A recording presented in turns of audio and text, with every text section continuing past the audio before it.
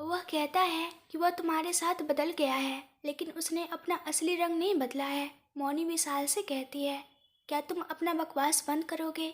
तुमने जो कुछ कहा है उसे कितनी बार दोहराओगे? तुम्हें बताते हुए थकन नहीं होती, लेकिन मुझे सुनते हुए बहुत चिढ़ होती है। वैसे भी अगर वह किसी के साथ घूमता है तो तुम्हें क्या उसने तुम्हारे मामलों में कभी दखल दिया है? तुम हर बार मेरे पास आकर कहते हो कि वह ऐसा कर रहा है, वहाँ जा रहा है, यहाँ जा रहा है, यह हमारे पति पत्नी का मामला है, हम इसे संभाल लेंगे। तीसरी व्यक्ति के रूप में तुम्हें इसमें दखल देने की जरूरत नहीं है। अगर तुमने फिर से हमारे मामले में दखल दिया तो अच्छा नहीं होगा। मैं तुम्हें बता रही हूँ, अगर तुम एक और मिनट यहाँ रुके तो मैं उसे बुला लूँगी। तुम क्या सोचते हो? सम्मान से यहाँ से चले जाओ। मौनी ने बहुत गुस्से से कहा, वाह मौनी, तुम बहुत बदल गई हो। तो तुम्हें कोई फर्क नहीं पड़ता कि तुम्हारा पति किसके साथ घूमता है, लेकिन अगर तुम्हें यह पसंद नहीं है तो मेरे साथ चलो मौनी, मैं तुम्हें रानी की तरह रखूँगा, तुम्हें अपने पैरों के नीचे नहीं आने दूंगा। मैं तुम्हें अपनी जान से ज़्यादा प्यार करूँगा। मौनी बोली, तुम्हें यह कहते हुए शर्म नहीं आती? क्या ये एक विवाहित महिला से कहने के शब्द है? विशाल ने साइड स्माइल देते हुए कहा, मुझे परवाह नहीं है कि तुम विवाहित हो या कैसी हो, मुझे तुम चाहिए मौनी। यह जीवन मुझे तुम्हें बिना पाए बिना पसंद नहीं है, इसलिए मैं तुम्हें किसी भी तरह से अपना बना लूँगा। और अधिक बातें सुनने में असमर्थ मौनी ने सुमित को बुलाने की कोशिश की। तुम्हारा पति वहाँ पीने में व्यस्त है, तुम वहाँ क्या देख रही हो? मेरे पास आने का इंतजार करो मौनी, मैं आ रहा हूँ। विशाल बोला और वहाँ से चला गया। असल में मौनी उस घटना को भूलने की कितनी भी कोशिश करे वो भूल नहीं पाती, और अब विशाल ने उसमें पेट्रोल डालकर चला गया। मौनी को वहाँ बिल्कुल भी अच्छा नहीं लग रहा था। उसे बहुत सिर दर्द हो रहा था और उस संगीत की आवाज़ में उसे भीड़ में रहने का मन नहीं कर रहा था। इसलिए उसने मानसा जी के पास जाकर कहा, आंटी, मेरी तबीयत थोड़ी ठीक नहीं है, मुझे बहुत सिर दर्द हो रहा है, मैं ड्राइवर के साथ घर चली जाऊंगी, क्या आप उन्हें बता देंगी? अरे अगर तबीयत ठीक नहीं है तो यहीं कमरे में आराम करो बेटी, इतनी रात में अकेले जाना ज़रूरी है क्या? उन्होंने कहा, कोई बात नहीं आंटी, यहाँ बहुत शोर है ना, मैं जाकर थोड़ी देर सो जाऊंगी, कुछ मत सोचिए आंटी, प्लीज़ आंटी। मौनी ने कहा, अरे तुम ऐसा क्यों कह रही हो? ठीक है, मैं तुम्हें कार तक छोड़ने आऊँगी, मानसा जी ने कहा और ड्राइवर के साथ मौनी को उनके घर भेज दिया। मौनी को जाते हुए देखकर श्रीकांत जी ने पूछा, क्या हुआ मानसा, तुमने बहू को अकेले क्यों भेज दिया? उसने कहा कि उसकी तबीयत थोड़ी ठीक नहीं है और यहाँ बहुत शोर है, इसलिए वह घर जाना चाहती है, तो मैंने उसे भेज दिया। उन्होंने कहा, ओह ठीक है, अपनी बेटी को भी बता दो, नहीं तो वह यहीं पीकर नाचता रहेगा। श्रीकांत जी ने कहा, तुम्हारी नज़र हमेशा मेरे बेटे पर ही क्यों रहती है? उन्होंने अपने पति को डांटा और सुमित के पास चली गई। सुमित, इधर आओ बेटा, उन्होंने बुलाया। सुमित अपने दोस्तों से अलग होकर आया और कहा, बोलिए। सुमित, मौनी तुम्हारे घर चली गई है बेटा, उसने कहा कि उसे थोड़ा सिर दर्द हो रहा है और यहाँ उसे परेशानी हो रही है, इसलिए मैंने उसे ड्राइवर के साथ भेज दिया। मानसा जी ने कहा, ओह अगर मुझे बता दिया होता तो मैं भी चला जाता मम्मी। सुमित ने कहा, कोई बात नहीं, 1 घंटे में ये सब वैसे भी चले जाएंगे, 1 घंटे बाद हम भी चले जाएंगे। मानसा जी ने कहा, ठीक है मम्मी। सुमित ने कहा और पार्टी में आए सभी मेहमानों के जाने तक वहीं रहा। सबके जाने के बाद सुमित ने देखा कि लोहित कहाँ है। लोहित भाई पार्टी को बहाना बनाकर पूरी तरह से नशे में धुत हो गए थे। एक मेज के पास लड़खड़ाते हुए अपने भाई को देखकर सुमित ने सोचा, ये बहुत ज़्यादा हो गया है, मैंने उसे कितनी बार कहा है कि ज़्यादा मत पियो, लेकिन वह सुनता नहीं है, मैं उसे कल बताऊंगा। और सुमित लोहित के पास गया। लोहित, मैंने तुम्हें कितनी बार कहा है कि ज़्यादा मत पियो, तुम्हें पता है कि यह तुम्हें सूट नहीं करता, फिर भी तुम ऐसा क्यों करते हो? सुमित ने गुस्से से कहा, मतलब यह आपका बर्थडे है भैया, इसलिए खुशी में मैंने थोड़ा ज़्यादा पी लिया भैया, बस इतना ही। लोहित ने लड़खड़ाते हुए अपनी उंगलियों से थोड़ा सा इशारा करते हुए कहा, मैं तुम्हें देखकर ही समझ सकता हूँ कि तुमने कितना थोड़ा पिया है। सुमित ने कहा और अपने भाई को उठाया, उसे अपने कंधे पर रखा और अपने माता पिता को देखे बिना लोहित को उसके कमरे में ले गया। अरे भैया, आपको क्यों तकलीफ हो रही है भैया? मुझे बताओ, मैं सीधे अपने कमरे में चला जाऊंगा। आपको परेशान होने की क्या ज़रूरत है? लोहित ने नशे में कहा। हाँ, तुम बहुत सीधे हो, सुमित ने कहा और लोहित को ले जाकर उसके बिस्तर पर फेंक दिया। अरे भैया, तुम क्या कर रहे हो? क्या यह तरीका है किसी को सुलाने का? तुम मुझे आराम से सुला सकते थे। लोहित ने अपने जूतों के साथ बिस्तर पर लेटे हुए कहा। मैं तुम्हें बताऊंगा कि तुम्हें कैसे सुलाना है, सुमित ने कहा और लोहित का कोट उतारा, उसके जूतों और मोजे उतारे, उसकी शर्ट के 2 बटन खोले ताकि वह आराम से सांस ले सके। एसी चालू किया, लोहित को चादर से ढका, सारी लाइटें बंद की और बाहर आ गया। लोहित को उसके कमरे में सुलाकर सुमित नीचे आया। जब वह नीचे आया तो श्रीकांत जी और मानसा जी हॉल में थे। मम्मी, अब मैं घर जा रहा हूँ, सुमित ने कहा। ठीक है बेटा, जाओ, मौनी अकेली रह जाएगी। वैसे तुम्हारा भाई कहाँ है? मुझे दिखाई नहीं दिया, मानसा जी ने पूछा। वह सो रहा है मम्मी, उसके कमरे में। ओह, ठीक है बेटा। ठीक है मम्मी, बाय, मैं चलता हूँ, सुमित ने श्रीकांत जी से भी कहा और अपनी कार लेकर अपने घर के लिए निकल गया। 20 मिनट बाद घर पहुंचने पर वॉचमैन ने गेट खोला और सुमित ने कार को पार्क करके घर में प्रवेश किया। जब वह अंदर गया तो मौनी सो रही थी। सुमित सबसे पहले उसके पास गया और उसके माथे पर हाथ रखकर देखा। उसे बुखार नहीं था। फिर वह भी फ्रेश होकर सो गया। यह सुनिश्चित करने के बाद कि सुमित सो गया है, मौनी ने अपनी आंखें खोली और उसकी ओर मुड़कर लेट गई। मौनी सुमित को देखते हुए सोचती है, आज मैंने राम कितना कुछ सोचा था। आज मैं हम दोनों के बीच के सारे पर्दे हटा देना चाहती थी। मैं खुद को आपको सौंप देना चाहती थी। मैं हम दोनों के बीच की दूरी को आज मिटा देना चाहती थी। लेकिन आपने क्या किया? वह लड़की फिर से आपके दफ्तर में क्यों आई? क्या आप सच में नहीं बदले हैं, जैसा आपने मुझसे कहा था? क्या विशाल ने जो कहा वह सच है?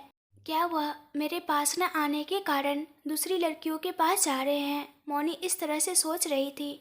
जो भी हो राम, आप हमारे बीच की दूरी को और बढ़ा रहे हैं। मुझे अब समझ नहीं आ रहा कि मुझे क्या करना चाहिए, मुझे क्या पूछना चाहिए, मैं आपके साथ क्या बात करूं, यह भी समझ नहीं आ रहा। वह सोचती रही और पूरी रात जागती रही, क्योंकि उसे पूरी रात नींद नहीं आई थी। वह सुबह उठी और शांति पाने के लिए सबसे पहले पूजा कक्ष में गई। पूजा कक्ष को साफ करने के बाद उसने भगवान की सभी तस्वीरों को फूलों से सजाया, दीपक जलाया और दोनों हाथ जोड़कर कहा, मैं अपने पति के साथ अपना जीवन शुरू करना चाहती थी, लेकिन हमारे बीच तरह तरह की बाधाएं आ रही है। मुझे नहीं पता कि मुझे क्या करना चाहिए। मौनी ने भगवान से अपने दिल की बात कही और बाहर आ गई। सुमित जिम करके आया और ऊपर से मौनी को पुकारा। हाँ राम जी, मौनी ने कहा। ग्रीन टी ले आओ, कहकर सुमित फ्रेश होने चला गया। जैसा कि सुमित ने कहा था, मौनी ग्रीन टी तैयार करके ले गई और सुमित के आने तक उसके कपड़े बिस्तर पर रख दिए। राम जी, चाय वहाँ रखी है, पी लीजिए। और मौनी कमरे को साफ कर रही थी। तभी सुमित ने उसे बुलाया। मौनी सुमित के सामने आकर खड़ी हो गई और बोली, क्या बात है? सुमित ने मौनी का हाथ पकड़कर कहा, क्या बात है? तुम कल से मेरे पास नहीं आ रही हो। मैं यहाँ हूँ और तुम अपना काम कर रही हो। क्या हुआ, मुझे भी तो बताओ। कुछ नहीं हुआ, मैंने कहा ना राम जी, आप तैयार हो जाइए, ऑफिस का समय हो रहा है ना। मौनी ने सुमित का हाथ छुड़ाकर नीचे चली गई। असल में क्या हुआ है बताओ तो पता चलेगा, सुमित चिल्लाया जब मौनी जा रही थी। असल में अब क्या हुआ राम जी, आप ऐसे क्यों चिल्ला रहे हैं? मुझे कुछ नहीं हुआ ना, मैं ठीक हूँ। क्या हुआ, क्या हुआ, कितनी बार पूछेंगे? कुछ नहीं कहने के बाद भी। ओह, तो पूछना भी गलत है क्या? सुमित ने कहा, मैं ठीक हूँ, मेरे बारे में आपको इतनी चिंता करने की जरूरत नहीं है, बस यही कह रही हूँ राम जी। मौनी नीचे चली गई। सुमित अपने गुस्से को बहुत दबा रहा था, अपनी मुट्ठी भींच ली। असल में इसे क्या हुआ है? कल तक तो ठीक थी। क्या हुआ है बताओ तो मुझे पता चलेगा। मैं कुछ नहीं कह रहा हूँ। मुझे बेकार समझ रही है, ठीक है, अगर उसे इतना है तो मुझे कितना होना चाहिए। सुमित ऑफिस के लिए तैयार हुआ और मौनी को बताए बिना घर से निकल गया। सुमित के ऐसे बिना बताए चले जाने से मौनी ने सोचा, सारी गलतियाँ ये करते हैं और मुझ पर चिल्लाने से क्या होगा। बहुत चिड़चिड़ाते हुए ऑफिस गए। स्मिथ अपने काम में लीन हो गए। लंच के समय मौनी ने ऑफिस में टिफिन भेजा, लेकिन उसने उसे खाए बिना वापस घर भेज दिया। ऑफिस का समय खत्म होने के बाद भी सुमित को घर जाने का मन नहीं हुआ। अभी वह गुस्से में है। मौनी को कुछ कहेंगे तो उसे बुरा लगेगा, इसलिए ऑफिस में ही रहना ठीक है सोचकर सुबह से कुछ भी खाए बिना रात 11 बजे तक काम करता रहा। सारा काम पूरा होने के बाद उसने अंगड़ाई ली और समय देखा। 11 बज रहे थे। उसने सोचा कि मौनी सो गई होगी और फिर अपनी कार लेकर घर के लिए निकल गया। जैसा उसने सोचा था, मौनी सोती हुई दिखाई दी, इसलिए वह फ्रेश होकर आया और सोफे पर जाकर बैठ गया। उसे बिस्तर पर सोने का भी मन नहीं हुआ और वह सोफे पर बहुत देर तक बैठा रहा, कुछ सोचता रहा, वही सोफे पर सो गया। मौनी सुबह उठी और देखा कि वो सोफे पर सो रहा है। यह क्या है, वो सोफे पर सो रहे हैं, वो रात को कब आए? यह सोचते हुए मौनी फ्रेश होने के लिए चली गई।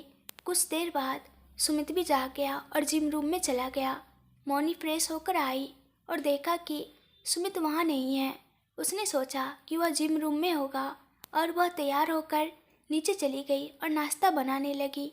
मौनी ने सुमित के लिए नाश्ता बनाया और उसे लेकर रसोई से बाहर आई, लेकिन इससे पहले सुमित ऑफिस के लिए तैयार होकर चला गया। मौनी को देखे बिना, प्लीज़ मुझे दुख देने वाले काम मत करो, और फिर भी तुम मुझसे गुस्सा हो तो मैं क्या करूं? मौनी ने सोचा। पार्टी के अगले दिन लोहित ऑफिस में अपने कैबिन में सिर पकड़कर बैठा था। रात को पीने के असर से उसका सिर फटा जा रहा था। अगर वह घर पर बताता तो उसकी माँ उसे मारती, इसलिए वह सिर दर्द के साथ ऑफिस आया और बैठ गया। तभी हमारी दिव्या तेजी से लोहित के कैबिन में आई। उसे सिर पकड़कर बैठे देखकर उसने पूछा, क्या हुआ लोहित, तुम ऐसे क्यों बैठे हो? लोहित ने अपने मन में सोचा, मेरा सिर पहले से ही फटा जा रहा है और अब एक और सिर दर्द आ गया। दिव्या ने पूछा, क्या हुआ? मैं पूछ रही हूँ और तुम जवाब नहीं दे रहे हो। क्या हुआ? तुमने अपना सिर क्यों पकड़ रखा है? लोहित ने कहा, ओए, मेरा सिर पहले ही फटा जा रहा है और तुम यहाँ रहकर इसे और बढ़ा रही हो। तुम पहले यहाँ से जाओ। दिव्या ने अपने कमर पर हाथ रखकर पूछा, तुम्हें सिर दर्द क्यों हो रहा है? लोहित ने कहा, ओए पागल, क्या यह मुझसे पूछकर आया है? मुझे क्या पता क्यों? दिव्या ने कहा, क्या मैं बताऊँ क्यों? लोहित ने पूछा, क्यों? और दिव्या की ओर देखा। दिव्या ने कहा, क्या है, तुमने कल पार्टी के बारे में बताया था, तुम उसमें गले तक पीकर गिर गए होगे, इसलिए ना। लोहित ने सोचा, वाह, यह ऐसे बता रही है जैसे सब कुछ अपनी आंखों से देखा हो। जब लोहित ने कुछ नहीं कहा तो दिव्या ने कहा, सच है ना? लोहित ने कहा, हाँ है। दिव्या ने कहा, रुको, 10 मिनट इंतजार करो, मैं अभी आती हूँ। और दिव्या बाहर चली गई। लोहित ने सोचा, यह अब कहाँ गई, और फिर से अपना सिर दोनों हाथों से पकड़ लिया। जैसा कि दिव्या ने कहा था, वह 10 मिनट बाद एक गिलास लेकर आई और लोहित को बुलाया। ओए लोहित बेबी, लोहित ने कहा, क्या है? दिव्या ने कहा, यह लो, इसे पी लो, थोड़ा आराम मिलेगा। लोहित ने पूछा, ये क्या है? दिव्या ने कहा, ये छाछ है, इसे पीने से तुम्हारा सिर दर्द थोड़ा कम हो जाएगा, इसलिए लाई हूँ। लोहित ने पूछा, इसे पीने से ठीक हो जाएगा? तुम्हें किसने बताया? दिव्या ने कहा, मुझे किसी ने नहीं बताया, मैंने बहुत सी फिल्मों में देखा है, इसलिए लाई हूँ बस। लोहित ने कहा, ओए, क्या तुम अपना फिल्मी ज्ञान मुझ पर आजमा रही हो? दिव्या ने कहा, अरे, ऐसे चिल्लाओगे तो तुम्हारा सिर दर्द और बढ़ जाएगा। पहले इसे पीकर देखो, अगर कम हो जाए तो ठीक है, वरना हम अस्पताल चलेंगे। लोहित ने कहा, हाँ हाँ, अस्पताल जाकर क्या कहूँ? क्या कहूँ कि कल रात की उतरी नहीं, इसलिए सिर दर्द हो रहा है। दिव्या ने लोहित का कॉलर पकड़कर कहा, तो जब तुम्हें पता है कि तुम्हें सूट नहीं करता तो तुमने पिया ही क्यों? लोहित ने कहा, ओए, तुम थोड़ी ज़्यादा ही कर रही हो, पहले मेरा कॉलर छोड़ो। दिव्या ने कहा, मैंने कुछ ज़्यादा नहीं किया, लेकिन पहले इसे पियो। और उसने गिलास लोहित के होठों के पास रख दिया। लोहित ने सारा पी लिया। फिर दिव्या ने दुपट्टे से उसके होठ पोंछे और उसे कुर्सी पर पीछे धकेल दिया। लोहित कुर्सी पर पीछे झुक गया और बोला, ओए, तुम क्या कर रही हो? दिव्या ने कहा, तुम चुप रहो, और उसने उसके सिर की मालिश करनी शुरू कर दी। दिव्या ने अपनी उंगलियों से उसके सिर को दबाते हुए मालिश की, जिससे उसे दर्द में राहत मिली और वह आराम महसूस करते हुए सो गया। जब दिव्या को यकीन हो गया कि लोहित सो गया है, तो उसने उसके बालों को पीछे की ओर किया और उसके माथे पर चूमा और कहा, वाह, तुम कितने प्यारे लग रहे हो, मेरे सोने के पहाड़। और उसने अपनी उंगलियां चटकाई। इस तरह 10 दिनों तक सुमित और मौनी के बीच कोई बात नहीं हुई। सुमित मौनी से बिना बात किए सुबह ही ऑफिस चला जाता है। वह उसका भेजा हुआ लंच भी नहीं खाता, बल्कि उसे वापस घर भेज देता है। रात को भी मौनी के सो जाने के बाद वह आधी रात 12 या 1 बजे घर आता है। मौनी ने सुमित से बात करने की कोशिश नहीं की और सुमित ने भी मौनी से बात करने की कोशिश नहीं की। दोनों अपने अपने गुस्से में थे। सुमित गुस्से में था क्योंकि मौनी उसे कुछ बता नहीं रही थी और सोच रहा था कि वह उससे बात क्यों नहीं कर रही। मौनी को सुमित को लास्या के साथ देखने के बाद से उस पर शक होने लगा था और उसे लगा कि शायद उसका अभी भी लास्या के साथ संबंध है। अगर मौनी सुमित से पूछकर अपना शक दूर कर लेती तो कहानी कुछ और होती, लेकिन ऐसा नहीं हुआ। मौनी ने अपने दिमाग में यह बात बैठा ली कि सुमित उसे धोखा दे रहा है। इधर ऑफिस में सुमित मौनी के व्यवहार से बहुत चिढ़ा हुआ था। वह सोच रहा था इतने दिनों तक सब ठीक था, फिर अचानक उसने मुझसे दूरी क्यों बना ली। उसकी असली समस्या क्या है। उसी समय सुमित के कैबिन का दरवाज़ा खटखटाया गया। सुमित ने बिना देखे कहा, अंदर आओ। सहाना मुस्कुराते हुए अंदर आई और कहा, हाय सुमित। सहाना को देखकर सुमित गुस्से से बोला, तुम यहाँ क्यों आई हो। सहाना ने उसके टेबल पर दोनों हाथ रखकर सुमित की ओर झुकते हुए कहा, मैं यहाँ सिर्फ तुम्हारे लिए आई हूँ सुमित। सुमित ने कहा, क्या तुम्हें बाहर कोई नहीं मिला जो मुझसे चिपक रही हो। सहाना ने कहा, चाहे कितने भी लोग हो, तुम मेरे लिए बहुत खास हो सुमित। मैं तुम्हें चाहती हूँ सुमित। सुमित ने कहा, तुम बेशर्म हो, इसलिए ऐसी बातें कर रही हो। सहाना ने कहा, तुम कुछ भी सोचो सुमित, लेकिन मैं तुम्हें बता रही हूँ कि मुझे क्या चाहिए। सुमित ने कहा, अगर तुमने कह दिया है तो अब तुम जा सकती हो। मेरे पास करने के लिए बहुत काम है। मैं अपना समय तुम्हारे जैसे बेकार लोगों के लिए बर्बाद नहीं करूँगा। सहाना ने कहा, हाँ हाँ, तुम एक बार कोशिश तो कर सकते हो, तुम्हें पता चल जाएगा कि मैं काम की हूँ या नहीं। सुमित ने कहा, बहुत हो गया, प्लीज़ अब चली जाओ। लेकिन मैं जाना नहीं चाहती सुमित। लेकिन तुम लड़कियों के बुलाने पर तुरंत उनके पास चले जाते थे और अब लड़कियों से इतना दूर क्यों भाग रहे हो। सहाना ने कहा, यह तुम्हारा मसला नहीं है, लेकिन जिस रास्ते से आई हो उसी रास्ते से चली जाओ। अगर तुम एक और पल यहाँ रुकी तो मैं क्या करूँगा मुझे भी नहीं पता। सहाना बोली, अरे तुम जो चाहे कर लो, मैं तुम्हें बता रही हूँ। गुस्से में सुमित कुर्सी से उठा और सहाना का हाथ पकड़कर उसे दरवाजे तक ले गया। जैसे ही सुमित ने दरवाज़ा खोला, सहाना ने उसे दरवाज़ा खोलने से रोका, उसका हाथ पकड़ा और उसे गले लगाते हुए कहा, जब एक लड़की तुम्हें इतनी चाह रही है तो उससे इतनी दूरी बनाना गलत है सुमित। क्या तुम्हारा दिमाग खराब हो गया है। मैं तुम्हें भगा रहा हूँ और तुम कुत्ते की तरह मेरे पीछे पीछे आ रही हो। क्या तुम्हें शर्म नहीं आती। उसने गुस्से से कहा, बिल्कुल नहीं सुमित। सहाना ने कहा, अगर तुम्हें शर्म नहीं आती है तो उनके पास जाओ जो तुम्हारे पास आ रहे हैं। मेरे पास दोबारा मत आना जो तुम्हें भगा रहा है। अगर तुम दोबारा मेरे ऑफिस में पैर रखोगी तो मैं तुम्हारे पैर तोड़ दूंगा। उसने दरवाज़ा खोला और सहाना को बाहर धकेल दिया और दरवाज़ा बंद कर दिया। तुम चाहे जितना भी मना करो, मैं तुम्हें चाहती हूँ, उसने कहा और ऑफिस से बाहर जाकर कार में बैठ गई। अंदर बैठो, विशाल सहाना को देखकर पूछता है, उसने क्या कहा। सहाना ने कहा, उसने जो भी कहा हो। विशाल, हमें तस्वीरें चाहिए बस। हाँ हाँ बेबी, लेकिन मैंने बस पूछा कि उसने तुमसे क्या कहा। उसने कहा, उसने कुछ कहा, देखो तस्वीरें अच्छी आई है या नहीं। उसने अपना मोबाइल उसे देते हुए कहा। विशाल ने उन तस्वीरों को देखा और कहा, वाह सहाना, ये बहुत अच्छी आई है। अगर मैं इन्हें मौनी को भेज दूँ तो वो उसके साथ कभी नहीं रहेगी। और वह अपने मन में मुस्कुराया। सहाना ने भी विशाल को देखा और अपने मन में मुस्कुराते हुए सोचा, तुमने मुझे इसे कैजुअल तरीके से करने के लिए कहा था, लेकिन मुझे सच में वो चाहिए। मैं उसे पाकर रहूँगी, हर कोई अपनी योजनाओं में व्यस्त है, लेकिन कौन जानता है कि किसकी योजनाएं पलट जाएंगी। यहाँ सुमित पहले से ही मौनी के मामले में बहुत परेशान था और अब सहाना के कारण एक और सिर दर्द बढ़ गया। उसका ऐसे बार बार आना सुमित को चिढ़ाता रहा है। एक दिन मौनी घर में बिस्तर पर बैठी कहीं खोई हुई सोच रही थी। सुमित के ऑफिस जाने के बाद तभी उसके फ़ोन पर एक मैसेज का नोटिफिकेशन आया। मौनी ने देखा और पाया कि व्हाट्सएप पर किसी अनजान नंबर से तस्वीरें आई हैं। मौनी ने सभी तस्वीरें खोली। उनमें सुमित और सहाना की तस्वीरें थीं, जिनमें सहाना सुमित पर झुकी हुई थी और वे तस्वीरें ऐसे ली गई थी कि वे दोनों करीब दिख रहे थे। तस्वीरें देखने के बाद मौनी को उसी नंबर से फिर कॉल आया। विशाल हंसते हुए बोला, क्या हुआ मौनी, देख ली अपने पति की रंगरलिया। मौनी चुप रही, बिना कुछ बोले। विशाल ने कहा, अब क्या करोगी मौनी।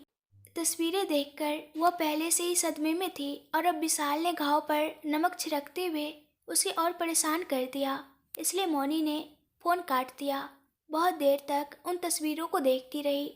उसके दिमाग में वे तस्वीरें और उस दिन लास्या के गले लगने का दृश्य घूम रहा था। उस रात सुमित के घर आने तक मौनी वैसे ही बैठी रही। सुमित ठीक रात 12 बजे घर आया। मौनी सो रही होगी, लेकिन मौनी अभी तक सोई नहीं थी। वह वैसे ही बैठी थी, लाइट भी जली हुई थी।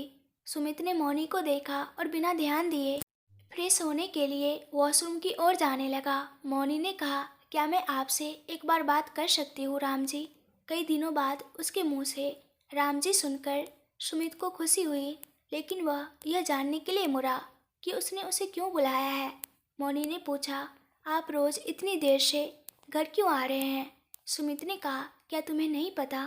मौनी ने कहा, मुझे नहीं पता, इसलिए तो आप मुझे पागल बना रहे हैं। सुमित ने कहा, तुम क्या बात कर रही हो। मौनी ने कहा, मैं सच कह रही हूँ।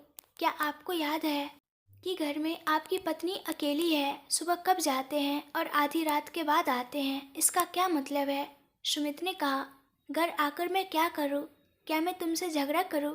मौनी ने कहा, ओह, तो आपको घर आने में इतनी दिक्कत हो रही है, क्या इसलिए कि मैं आपको करीब नहीं आने दे रही हूँ। तो क्या आपने फिर से अपने नाटक शुरू कर दिए। क्या आपको लगता है कि मुझे आपकी ज़रूरत नहीं है। मौनी की बातों से सुमित ने आंखें सिकोड़ कर कहा, क्या हुआ मौनी। मौनी ने गुस्से से कहा, हाँ, क्योंकि मैं आपको करीब नहीं आने दे रही हूँ, इसलिए आप अपनी पुरानी गर्लफ्रेंड के पास जा रहे हैं, है ना। क्या यह सच नहीं है। सुमित ने कहा, क्या तुम पागल हो गई हो। क्या तुम्हें पता है तुम क्या कह रही हो। तुम्हें किसने बताया कि मैं जा रहा हूँ। मुझे किसी और ने नहीं बताए। पूरे शहर में मोबाइल पर घूम रहे हैं। मौनी ने सहाना के साथ सुमित की तस्वीरें दिखाते हुए कहा, अगर आपको उससे कोई काम नहीं है तो आप उससे इतनी बार क्यों मिले। आपको उससे क्या काम है। और आपकी पुरानी गर्लफ्रेंड, मुझे लगता है उसका नाम लास्या है, आप उसे गले लगाकर किस कर रहे थे। क्या आपका मन उससे दूर जाने को नहीं करता। क्या आपको याद है कि आपकी शादी हो गई है, तुम्हारी पत्नी है, या आपने मुझे भी एक बाजारू औरत की तरह समझ लिया है। मौनी चिल्लाई, मौनी, तुम पहले ही बहुत बोल चुकी हो, अब बंद करो। सुमित ने कहा, क्या मैं जो कह रही हूँ वो सच नहीं है। सच बोलने पर आपको गुस्सा क्यों आता है बताओ। आपने मुझसे शादी करने के बाद कहा था कि आप सब छोड़ दोगे, आप कहीं नहीं जाओगे, तो ये क्या है। मौनी ने कहा, ठीक है, वो सब छोड़ो, तुमने जो देखा और सुना वो सब छोड़ो, बस ये बताओ कि तुम्हें अपने पति पर भरोसा है या नहीं मौनी। सुमित ने कहा। सुमित के सवाल पर मौनी ने अपना चेहरा दूसरी तरफ कर लिया। बताओ, ठीक है, तुम्हें तस्वीरें और किसी और ने भेजी। ठीक है, तुमने लास्या को गले लगाते हुए देखा। ठीक है, उस दिन तुम ऑफिस आई थी, है ना, लेकिन तुमने कहा कि तुम नहीं आई थी। उस गले लगने में तुम्हें क्या दिखा, वासना दिखी या कुछ और दिखा। तुम्हें वो जैसा भी दिखा हो, मेरे लिए वो सिर्फ एक दोस्ताना गले लगना था बस। वो मेरे शुभ चिंतकों में से एक है, लेकिन उसने जो किया उससे तुम्हें वो पसंद नहीं आई। वो मेरे लिए अपनी जान तक देने को तैयार है। वो सिर्फ मेरी खुशी चाहती है। वो ऐसे काम नहीं करेगी। वो हमेशा के लिए यहाँ से जा रही है, इसलिए आखिरी बार मुझसे मिलने आई थी, बस तुम्हारे सोचने जैसा। अब हमारे बीच कुछ नहीं है। हमारी आंखों से दिखने वाली चीज़ें भी कभी कभी सच नहीं होती मौनी। यह सच नहीं है। क्या तुम्हें मुझ पर भरोसा नहीं है? सुमित ने पूछा। भरोसा? वह तो आपने ही खो दिया राम जी। छी, इतनी रात को घर आने पर मुझे लगा कि थोड़ी शांति मिलेगी, लेकिन तुम वह शांति भी मुझसे छीन रही हो। तुम यहाँ रहो और मैं जा रहा हूँ। उस रात सुमित अपनी कार लेकर बाहर चला गया। क्या मैं शांति भंग कर रही हूँ? क्या उनके कामों के बारे में पूछना भी गलत है? मौनी ने दुखी होकर सोचा। मौनी पूरी रात रोती रही। क्यों राम जी? कल तक सब ठीक था। जैसे ही हमने अपनी जिंदगी शुरू करने की बात की, आपने ऐसा क्यों शुरू कर दिया? क्या आपको मुझसे प्यार है या नहीं? अगर है तो ऐसा क्यों है? अगर मुझसे प्यार नहीं है तो मुझे मेरे रास्ते जाने दो। आप अपनी जिंदगी अपनी मर्जी से जी सकते हैं। मैं आपकी खुशी में बाधा नहीं डालूंगी, लेकिन मुझे घर में रहकर बाहर किसी और के साथ घूमना मेरा दिल कैसे सहन करेगा? मुझे ऐसी स्थिति में क्यों डाल दिया गया? वह अपने आप से पूछती रही और रोती रही। उस रात सुमित घर से निकलकर गेस्ट हाउस चला गया। वहाँ कम से कम थोड़ी शांति तो मिलेगी, उसने सोचा। वहाँ पहुँचते ही वह अपने कमरे में गया और कमरे में रखी स्कॉच की बोतल ले ली और पूरी बोतल खाली कर दी। पूरी शराब पीने के बाद उसने अपने बालों में दोनों हाथ डाले और खींचते हुए कहा, क्यों मौनी, तुम ऐसा क्यों कर रही हो? क्या तुम्हें मुझ पर थोड़ा भी भरोसा नहीं रहा? क्या तुम सिर्फ वही सोच रही हो जो तुम्हें दिखता है जब मैं किसी लड़की के साथ होता हूँ? क्या तुम्हें मेरी तरफ से सोचने की भी जरूरत महसूस नहीं होती?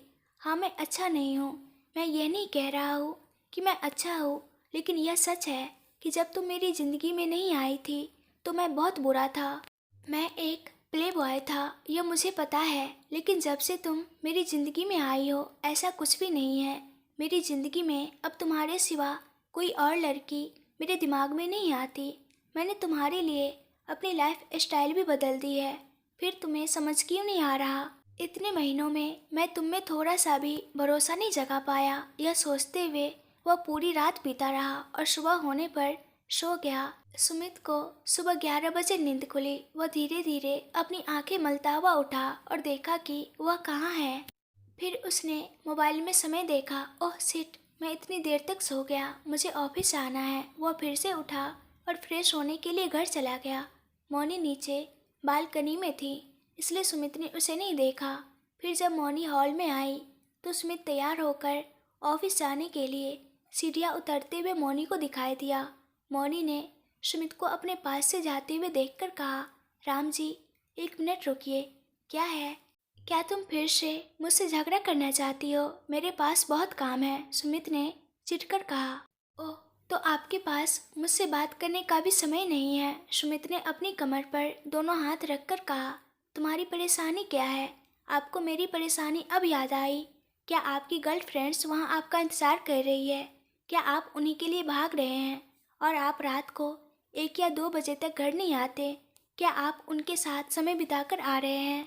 अगर आप ऐसे ही थे तो आपने मुझसे शादी क्यों की? क्या मैं भी आपको उन लड़कियों की तरह बाजारू दिखती हूँ? अगर मैं भी आपकी तरह किसी और के साथ दिखूं तो क्या आप चुपचाप देखते रहेंगे? मौनी जोर से चिल्लाई। अगले ही पल सुमित के थप्पड़ से मौनी का सिर सोफे के कोने से टकराया और वह नीचे गिर गई। सुमित गुस्से में नीचे गिरी मौनी को कंधे से पकड़कर उठाया और उसके दोनों गाल दबाकर कहा, तुम ऐसी घटिया बातें क्यों कर रही हो? तुम्हें क्या कमी है? किसी के कहने पर तुम बिना सोचे समझे मान लेती हो, लेकिन यह नहीं सोचती कि इसमें कितनी सच्चाई है। ओह, तो क्या तुमने मुझे पहले ही बता दिया कि आप शादी से पहले कई लड़कियों के साथ घूमते थे और अब भी वही कर रहे हो? हाँ बोलो, सुमित चिल्लाया। हाँ, अगर आप वैसे नहीं हैं तो हर दिन लड़कियों के साथ आपकी तस्वीरें मुझे कैसे मिलती है? अगर आप चाहते हैं तभी तो वो मेरे पास आती है। अगर मैं सिर्फ एक बार कहूँ तो तुम इतना कर रहे हो। अगर मैं सच में ऐसा करके दिखाऊँ तो तुम क्या करोगे? मौनी ने कहा। मौनी की बातों से सुमित ने फिर से मौनी के दोनों गालों पर थप्पड़ मारे और वह नीचे गिर गई। हाँ, मैं आवारा हूँ। तुम जानती थी कि मैं ऐसा ही था, है ना? तुमने मुझसे शादी की। हमारे शादी के दिन से लेकर आज तक मैंने किसी लड़की की तरफ आंख उठाकर भी नहीं देखा, लेकिन तुम विश्वास नहीं करती हो, है ना? आज से मैं निश्चित रूप से तुम्हारे संदेह को सच करके दिखाऊंगा। अब तुम देखती रहो। तुमने मुझसे पूछा था अगर मैं भी ऐसा करूं तो तुम क्या चुप रहोगे? अब एक बार ऐसा करके तो दिखाओ, फिर तुम्हें पता चलेगा कि यह सुमित कौन है। यह कहते हुए सुमित मौनी की हालत देखे बिना गुस्से में बाहर चला गया और अपनी कार लेकर चला गया। अगर आप लोगों को ये कहानी पसंद आ रही है तो प्लीज़ ढेर सारे कमेंट्स करके बताइए और मेरे चैनल को सब्सक्राइब कर दीजिए। इस वीडियो को लाइक एंड शेयर कर दीजिएगा। Thank you.